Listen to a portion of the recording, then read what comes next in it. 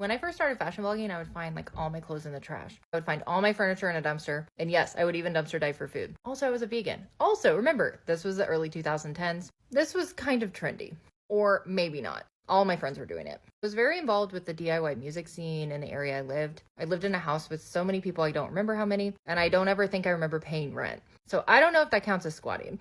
I would cut my hair myself and I'd dye it with Kool-Aid and conditioner. I had a car, but it like didn't really work. I would have to refill my tire like every time I left. The heat didn't work, the AC. So I really just like walked or used public transit. I would get a lot of my food at this like city marketplace because they would throw out all the like food that was expired, like all the produce. So I just go grab it like once a week. Freegan is probably a word you haven't heard in like 10 years because it doesn't really portray now. But I was like, food should be free. People are throwing away all this food. I'm just going to eat it. But by doing that, I met a lot of cool people that worked with food, not bombs. So I would always volunteer with them and also eat the food that was there. I specifically remember one time working at this like Mediterranean restaurant where like I worked bare minimum because I was like super anti-work, which like so many of my friends were too. We were all like, we're just going to focus on our art. But remember, rent was so cheap then that it was a lot easier to do that. Anyway, I remember getting like a bunch of clothes from like the owner's sister, like 10 trash bags, like huge ones. And that was like my clothes for like years. I started my fashion blog during that time, but like really during this time, you can see my hair's longer, was really when I was doing it. I still like had those beliefs and like lifestyle totally. This might be deep for a second, but I felt very like ostracized from like the DIY punk scene because I was doing more like girl boss tendency things, like making money from my fashion blog.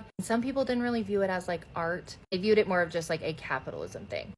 I don't know. I was still involved in that scene, still doing the same things, but it just looked a little differently. Also, like, I don't mean this in any way, but I just like grew up just a little bit. I started realizing that like a lot of my like train hopper friends would like go to the surplus store and call their parents to use their credit card to like buy gear. And I was like, wait, this is not real. I was still pretty like anti-work, but not anti-work because what I was doing was work. I was blogging a lot. I would do photography on the side. I would also sell clothes on Etsy, which I would like get the stains out, wash them, curate them. I just kind of removed myself a little bit and allowed myself to be like a little more grounded. This was like my first apartment. Yes, I had a roommate or two, but this was like my blogging era and my blogging area. And yeah, everything was definitely for free and from the dumpster. I remember this desk, which was like semi-broken, that me and a friend had to haul up the stairs. This chair was definitely from a dumpster. Like everything I got was free. Partially because yeah, like I was broke. I had just went back to school at this time, but also because like I didn't care. Like I did not want to go out and purchase things. I wanted to remove myself as much as I could. Things definitely evolved, but I was definitely still kind of like this alternative blogger. Like it was,